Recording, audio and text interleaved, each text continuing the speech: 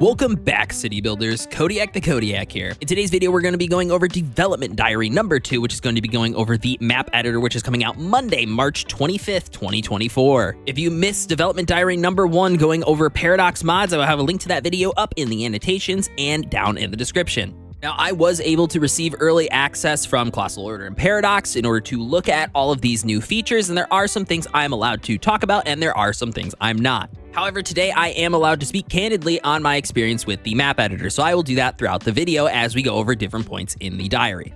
Now, before we get started, make sure to subscribe, hit that like button, and do not forget to turn on that notification bell so you can keep up with all of my videos this week going over all of the new features and content coming to Cities Skylines 2. Without further ado, let's get started.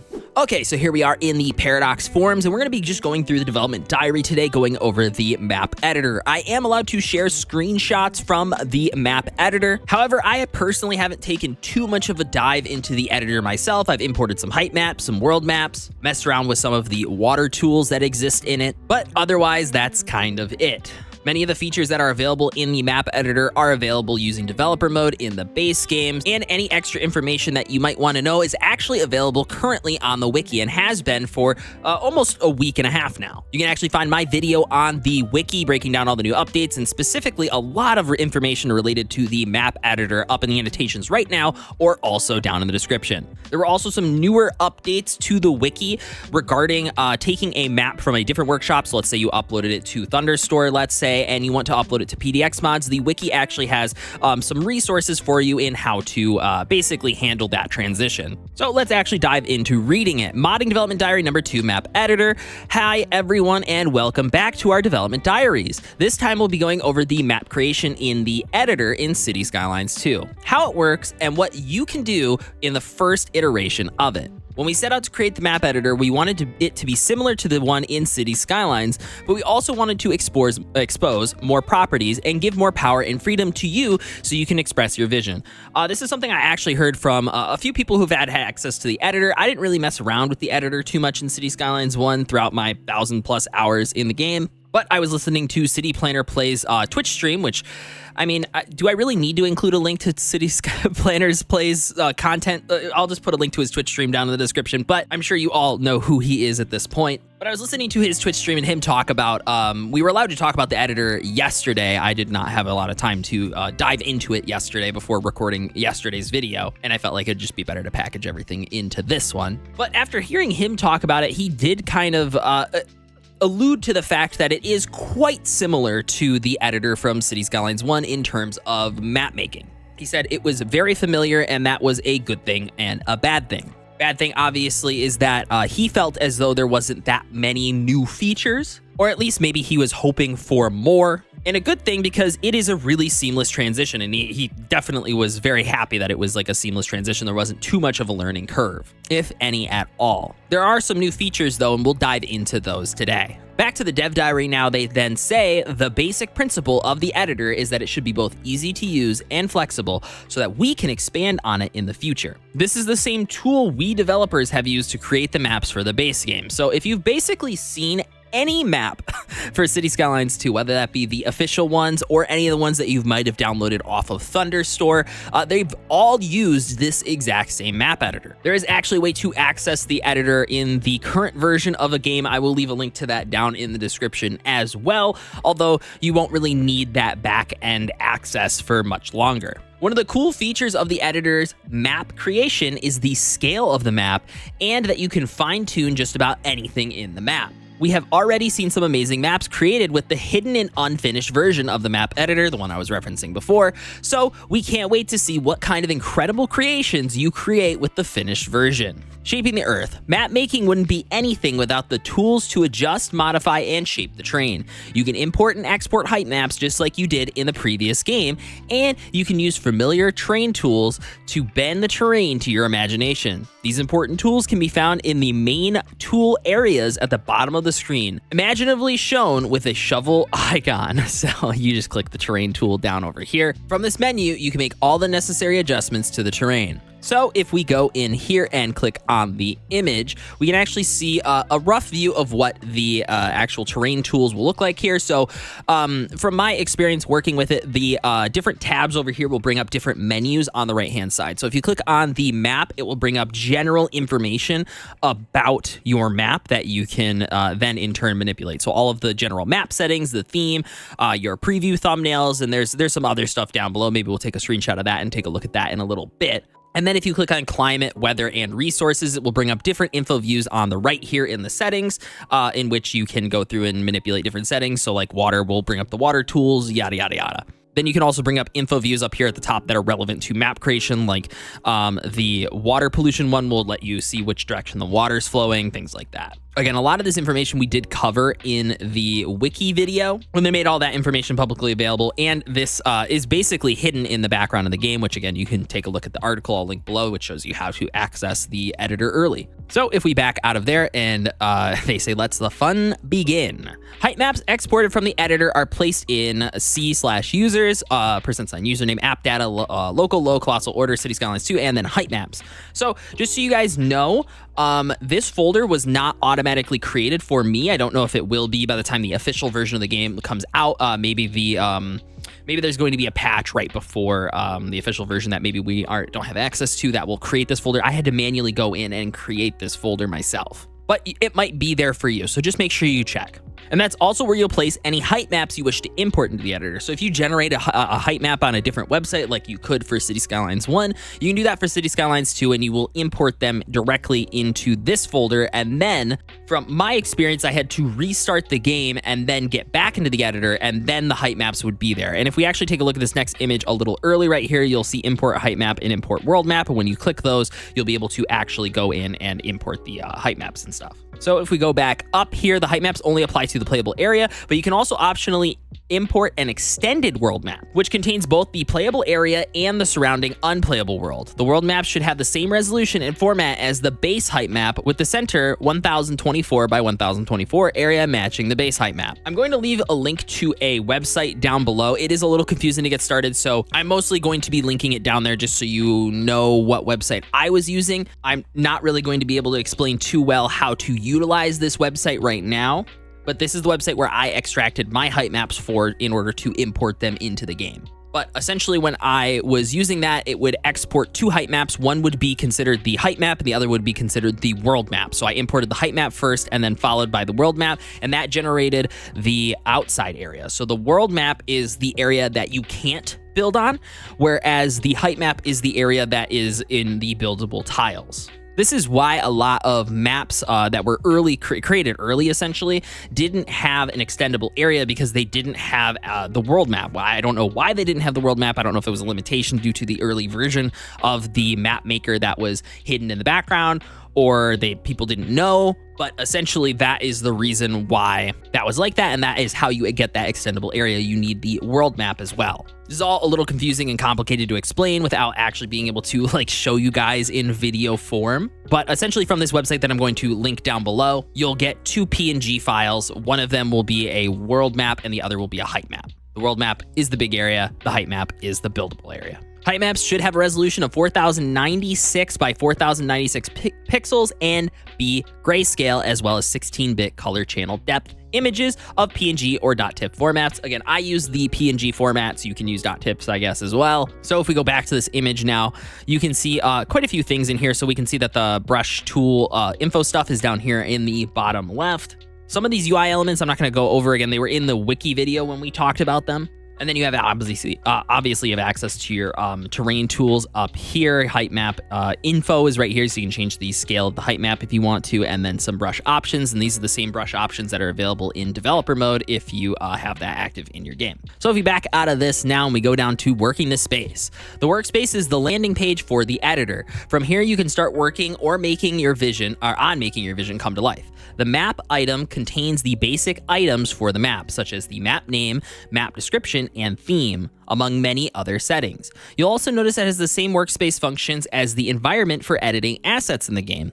More on that in the future development diary. For those of you who don't know, the asset editor is not going to really be ready at launch. Now is kind of a really good time to show you guys something though. So this isn't part of my NDA. I don't have access to this. This is not like an embargo lift for me or anything like that, but this is just something I noticed while perusing the Cities Skylines modding Discord. And right here under buildings work in progress, which is a Cities 2 asset development channel right here, we can see here that DK's North American buildings. So DK buildings were assets that were in the workshop from Cities Skylines 1, and they've gone ahead and working on remaking my CS1 assets and creating the new North American style buildings based on real buildings, primarily in the Northeast colonial style. Stay tuned. And if we look right here, this is in Cities Skylines 2, guys. Down here in the comments, somebody asked, do you have them in game? And they said, yes, I'm one of the selected modders who have access to the beta asset editor. Asset editor is bare bones at the moment. Not really user-friendly. Colossal Order is focusing on map and code editor, which we all know. This is one of the reasons why I wanted to hop over here at this point in time, because they did bring up that, you know, the asset features aren't going to be ready, but there are some people who have early access to the asset editor. Apparently, I didn't even know this. And here is one of their buildings that they have, and we'll cycle through the pictures again. So this is all publicly available on the Cities Skylines modding Discord. Now, over here on Twitter, we also have a post from somebody as well. This was retweeted by the official Cities Skylines account right here, and they I'm using Translate, so hopefully this actually works properly. They do say, I can finally share that I started making assets mods for Cities Skylines 2. I've been participating in a closed beta for the game's mod editor for quite some time, and while it's not officially launched, I'm dedicating to learning some of these new features. And we see right here that this is a train station asset that is obviously not in the base game. So if anybody was wondering if the asset editor was going to be coming soon, it does seem like there is at least some progress, and content creators have at least been able to make their assets inside of that editor, or at least get them inside the game somehow. But as was previously explained in the Discord posting of their assets, that it does seem bare bones and still has quite a bit of a ways to go. Now back over to the actual development diary that we're talking about. You can easily see how the map will look during different times of the day, month, or weather by using the sliders at the bottom. So that's what these bottom sliders that we can see up here are for. So we can basically manipulate how the game actually looks, so we can see what, you know, if we want a sunset to fall very specifically during like a specific time, we can actually do that. View specific info views can be enabled in the top right of the screen to provide an easy overview or examples of the resources on the map. The editor has pre-made climate settings that govern how the weather simulation works on the map. You can select any of the climates used for the base game maps and apply it to your newly created map. We're also working on exposing custom climate settings in the future updates to the editor so that you can design the climate of the map freely. More on that in the future. So right now, there's no way to customize the climate as of right now. You have to use one of the base game maps templates in order to actually get it to work. Now over here on the wiki, they do say, warning, changes in the climate panel, including editing climate settings or editing seasons, do not save in 1.0.21 F1. This will be updated in the future. So this is the current build of the game that we have access to, I think. I don't know if this is the version that I have access to or if this is the public version of the game. I'm not actually sure.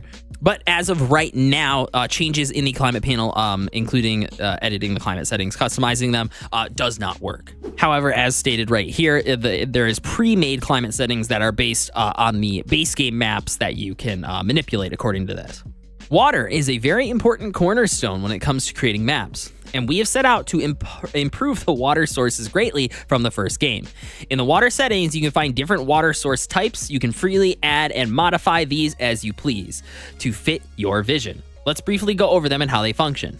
So if you've used Yen Yang's water features mod, the language here is consistent. So the constant rate water source, the constant level water source, the border river water source, and the border sea water source should seem really familiar to you. But if you didn't, the border sources are ones that you will use on the edge of the map that kind of, again, border the map. And the constant level ones are the ones that you would maybe use internally inside your map. If you wanted to have a lake inside your map, or you wanted to have a stream or a river start inside your map, you would use the constant ones, and the border ones are for anything externally, so outside the buildable area. And those can flood into the buildable area as well. So constant rate water source generates a constant amount of water. They're good to start rivers or streams that start inside the playable area. Constant level water sources generate water to specific heights. They're excellent when creating lakes. Border river water sources need to be located on the edge of the playable area. This water source generates flow of water that will flow off the map or from outside the playable area. So it can flow out or in. And then border sea water sources need to be located on the edge of the playable area and create a water source that generates a flow of water that will flow off the map or from outside the playable area on a much larger scale than the border river water source. You can actually see these on every map if you use Yin Yang's Water Features mod, which will be available on PDX mods at launch. To see the results of the water simulation, you can adjust the water simulation speed separately from the time simulation, but please note that higher simulation speeds will affect performance. It's a good idea to for the water simulation to run for a while before saving the map so there's no surprises. So yeah, water simulates really slow in Cities Skylines 1. You can actually adjust this in your base game by hitting the tab key. If you have developer mode open, go to simulation and then go to water, and you can actually adjust the water simulation speed in there.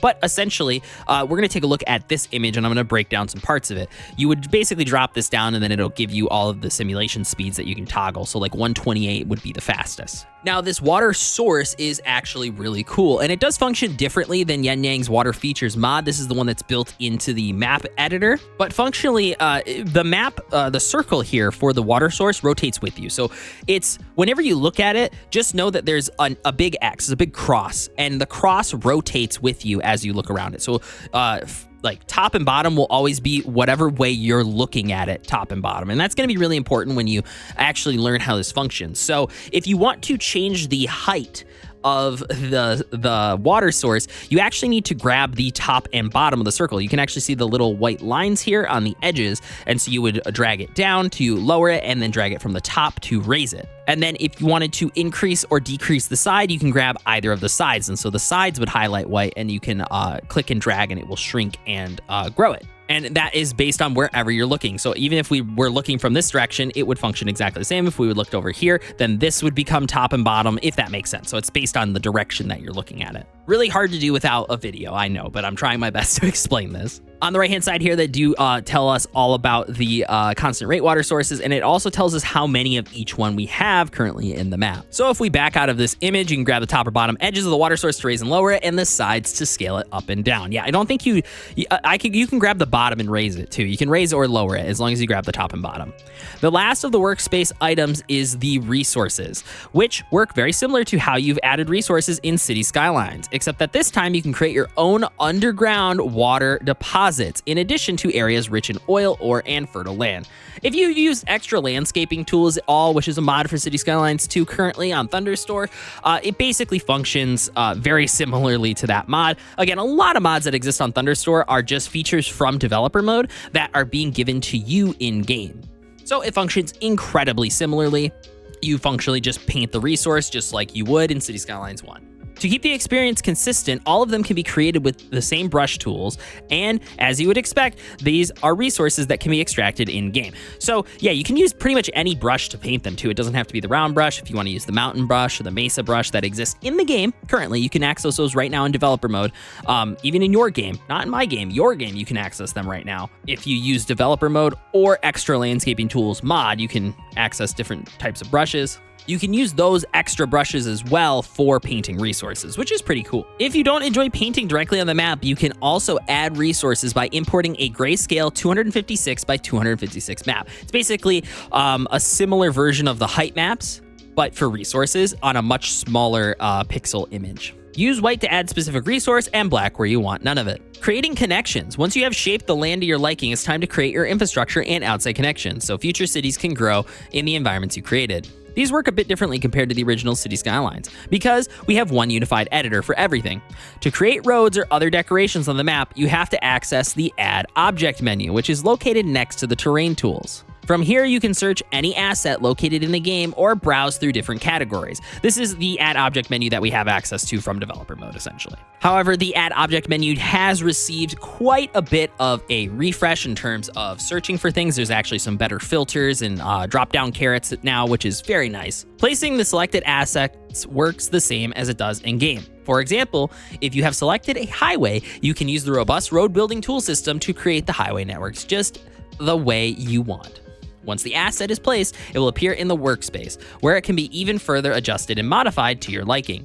make sure you have highway that reaches all the way to the edge of the map on your starting tile, so citizens can arrive in your city, right? It makes a lot of sense. I don't know why that wouldn't, but you can find a handy dandy checklist of items that ensure your map will work in the bottom corner of the map settings. So when you click on the map tab up here, you can actually see the checklist right here, and you have to make sure that you have all of these requirements set for your map. So you need to make sure you have selected starting tiles. You have to have surface or groundwater in the starting area, so because you need water access, obviously. Have an outside road connection, have an outside train connection, have an outside airplane connection, have an outside electricity connection. And these are optional as well, by the way. I didn't specify that. So these top three are the only required requirements. You have to have starting tiles, surface or groundwater in the starting area, or have an outside and have an outside road connection. Everything else is optional in the checklist. Here you can also see a few more things. So you can see the themes that you can select, the different ones, obviously NA or EU, and you can also see the preview image and the thumbnail for it. Now, if we go back up here, it says add object also allows you to place decorative objects like trees, rocks, and old barns or houses to give your map a more alive and personal touch. Additionally, you can also add all objects in the game. However, they're not all suited for maps, so always consider how an item functions before adding it to your creation to avoid any issues. As an example, we have used a variety of props and decorations and gravel roads to mimic rural areas on the map. This is all for today's development diary. We hope it gives you a good sense of how map creation works in Cities Skylines 2, and can't wait to see what you're able to create with the editor. This is a final look at the finished map here that they were basically doing as an example. The map editor will release on the 25th of March together with Beach Properties Asset Pack. So if we actually zoom in on this, we can actually see some of the roads that they've added in here and some of the rural roads that they added in certain parts as well. We can actually drag this around. I didn't realize that. But we can see all the different roads and connections, and you can see all of the different spawn points for animals. That's what all of these little paw prints are. And a lot of people don't know this, but there is actually animals in the water. There is actually dolphins that spawn in the water. And I don't know if there's other animals that spawn, but I know that there's dolphins. So these are all spawn points that animals can spawn on. Doesn't mean they will, but they can spawn on, which you can also add to your map. Now, I would show off some of my own screenshots from the editor. However, again, I haven't had a ton of time to mess around with it myself. So if there's anything you guys have a question on, I should be able to answer it in terms of the map editor. Also on Sunday, I'll be live here on YouTube as well as on Twitch. We'll be doing a multi-stream where we'll actually be able to freely kind of stream and show off the game and the new update. So if you guys have any questions about the map editor, I might be able to better address them and visually show you guys what I'm talking about with a lot of these features then. It's a little hard to explain some of these more advanced features without being able to actually show it to you. As I stated previously, we can show off screenshots, but I haven't had too much of a time to really build anything to actually use as a way to show you guys. Obviously, there's some kinks and some bugs that still exist in the editor. I don't really necessarily know if I have any criticisms of it, being that I didn't really use the one from Cities Skylines 1. And I know that there's more to come with it over time as they fully flesh out the editor itself. That being said, let me know what you guys think about the map editor down in the comments. And to let me know that you made it to the end of the video, let me know if you guys have a favorite map right now. It can be a custom map or any of the maps from the base game. Not that it's my actual favorite, but the most recent map I started a city on was Lake Anoke by Rafterman and Z, which I will leave a link to down in the description for the Thunderstore link. All the maps from Thunderstore should still work in the new version of the game, so don't worry about that. And you can manually download those, and they should carry over with the new update, which is perfectly great. One final note about the editor before I let you guys get on with your day is a reminder to look at the wiki. The wiki has all of the resources and information that you might need to understand all of the features in the map editor. So please don't forget to look at the wiki. Again, the link to it will be down in the description. Anyways, tomorrow is going to be the last development diary number 3, going over code modding. I don't know how much information I'll be able to generally share in terms of code modding development diary, just because I've never really made a code mod before. I do have a radio mod up on Thunderstore, but it's kind of built off someone else's infrastructure. I didn't really know what I was doing, to be totally fair. Huge shout out to City Rat for helping me with that one, but we'll go over it in here nonetheless. Don't forget, we have a live stream on Sunday, and I will catch you guys in the next one. Deuces.